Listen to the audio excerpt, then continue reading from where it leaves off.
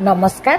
आज आमर 30तम विवाह वार्षिक उपलक्षे समस्त मोर हृदय हार्दिक अभिनंदन जनाऊँगी। यही 30 वर्ष केते शीघ्र आमी अतिक्रम करगला ताहा बोधे भाविला बेलू बहुत विस्मित एवं आश्चर्य लगुच। कारण यही 30 वर्ष भितर केते सुख दुख घात प्रतिघात भितर मु मोर संसार रूपक डंगा को बाही नहीं चली केवल से ईश्वर को आशीर्वाद रु मोर दुई पुओ बहुत संस्कारी सुगुण संपन्न हो पारि। बड़ पुओर मैरेज कर सारी सान पुओ जॉब करुची बड़ पुओ जॉब करुची।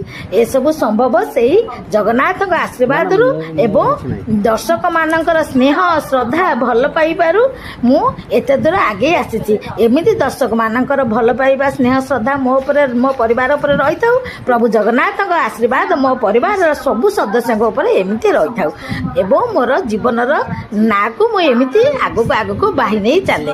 रहुची जय जगन्नाथ।